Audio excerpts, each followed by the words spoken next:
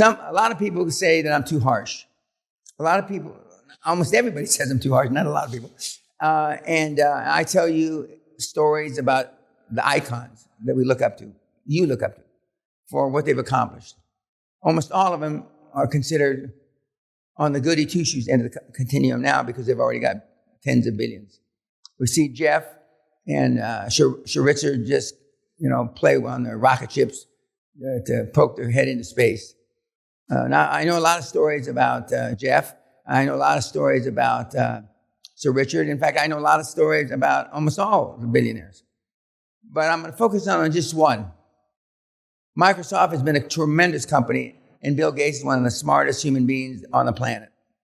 But Bill Gates has thought that he was one of the smartest people on the planet a long, long, long time. Because he is. He's accomplished just fucking unbelievable things in life. But back in the day, while he was already successful, his partner Paul Allen got cancer. Unfortunately, just passed. But he got cancer about 25 years ago. And they put his cancer, as legend has it, they put his cancer in remission. And he came back into their offices and he told Bill, I'd like to come back part-time. Now, rumor or legend has it that Bill Gates told him, Paul, Microsoft doesn't have any room for part-time employees. Now, I'd like you to fact-check that. I'd like you to Google fuck it to see how much veracity is involved or how much truth. I'm pretty sure something in that arena of a story probably did happen. High-performance people, I'll put it another way. I've never seen a part-time high-performance person. And almost everybody knows it except you. I've been asked, not 1,000 times, but hundreds of times over the 28 years, can I do this part-time? The answer is no. I mean, QLA dogma is my life. It's all my life. There's nothing else. A guy that the Norwegian who just won the 400-meter hurdles in the Olympics, he said, I know nothing else. From the time I get up in the morning to the time I go to sleep, I'm always perfecting my craft as a 400-meter hurdler. It is my entire life. It consumes every ounce of my effort, every ounce of my being. I know that feeling. I did that for 10 years. So for those of you that are looking for an easy way out, this is certainly not the model. Somebody asked me, and I alluded to it a couple minutes ago, what are the greatest birthday gifts I ever received? And please, I'm not doing this to drum you up to send me a birthday gift. Believe me, I'm not. Or a card or an email. In 1983, when I was first on the front page of the LA Times,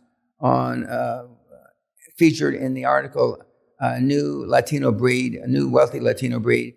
That was pretty special. The very next year, on my birthday, Great Western's IPO was pretty special on my birthday. It made me instantly rich, and it only took me about from 100 days, 99 days, actually, from the time I figured out the idea and the time that we went public. Another pretty special gift was I got a brand new, handmade in 1987 on my birthday, AC Cobra. And only weighed about a little more than 2,000 pounds. It was aluminium aluminium body and a wood frame, and the fucking thing was fast as hell. Fastest I ever drove it was a little over 170 miles an hour, up the Long Beach Freeway, from Long Beach to downtown Los Angeles. I'm not suggesting you break the law and speed like I did that one time. I gave that AC Cobra to our son, Derek, on about his 30th birthday, I believe. In 2020, pretty special birthday, my wife gave me a new Bentley, handmade. We went to the Bentley factory and picked out the parts. She picked out more of the parts than I did. And then a few months later, I got a new Rolls Royce 2020. It was made for the $1 Trillion Man, and it's been on social media, and it's pretty fucking amazing car with all the bells and whistles, and it's very enjoyable to sit back and ride in, and I have no intention of ever driving any of the cars. I haven't driven in a long, long time. And then, also in in 1985, another great birthday present I got was a 3-week safari with a camera crew in Africa, where I thought I was, like Tarzan running around. I wasn't jumping on the animals, but I did a lot of crazy shit, and that's most of which the film is on social media called, I believe, Danbo. So I've been blessed. I've had a lot of super things given to me, and that's not counting all the other expensive antique watches and other things. But when you have made a lot of money and I've worked hard, I mean, you can make your dreams come true. On my last birthday, it was a pretty special gift that I went to spend my birthday for a few days at Skibo Castle, which was Andrew Carnegie's home. And that was pretty special. And if you look online, you see Skibo Castle in the estate and then Guthrie Castle in the estate. And as I've said countless times, it's no fucking coincidence that they look alike, because that's all I thought about. I mean, he was my virtual hero, so to speak. My dad was my real hero, but he was my virtual hero. And it's all come to fruition. And I might add that Guthrie is better appointed than Skibo. And but it's a very nice setup. Hedge fund guy that I know, I've met many, many years ago, bought Skibo for £2 million more than I was going to buy it for back in the early 2000s. My wife just came in. We stopped the film, and she was standing in the doorway, and she was holding this as if to say, "Fuck you, idiot. I found what you said you lost." She didn't say that, though. And then she had a pair of my sweatpants, and she's holding them both. So then I cut the film, and I said, "Come here." And then because I'm not wearing my glasses, I knew what she was holding up when she was holding this up. But I didn't know that it was in my sweatpants, which I just, an hour and a half ago, took a shower to get dressed. And I had the castle in an uproar. We sent people to the garbage dump because they pick up the trash here this morning. And I had everybody running around like a chicken with a head cut off. I looked at Winston, who is Sir Winston now. Sally bought our champion bulldog a title.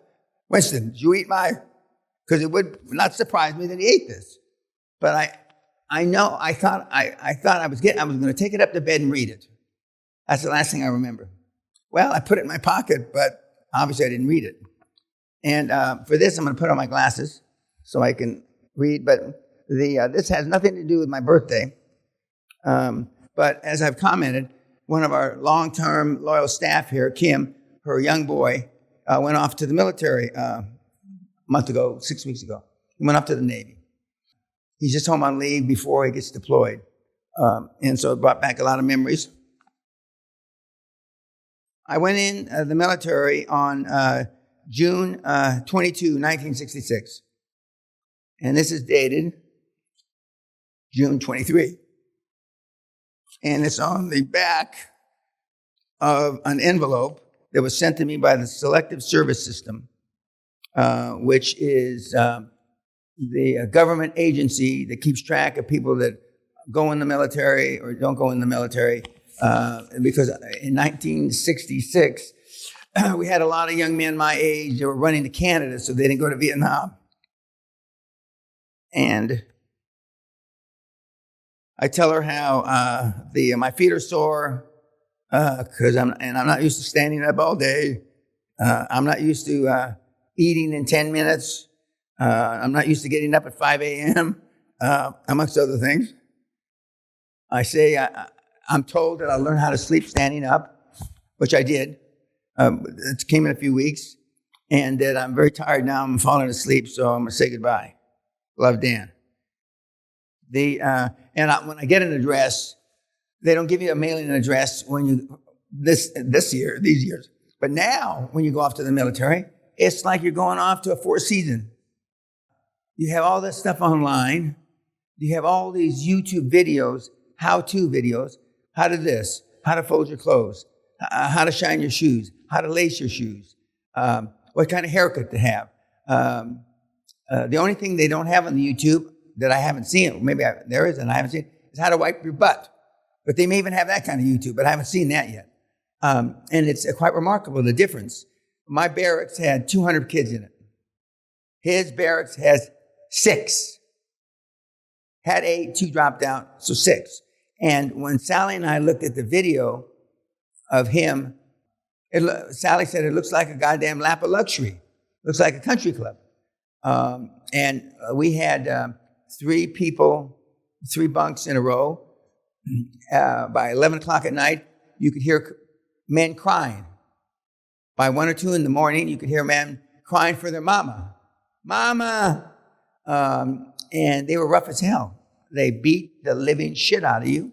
And now they give you a safeguard.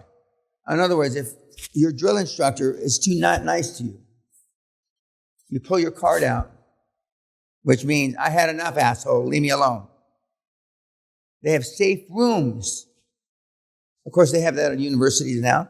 And again, this is what I believe is causing the demise of the human race. It's quite remarkable. But I'm glad Sally found it for me because I was pissed off that I'd lost it.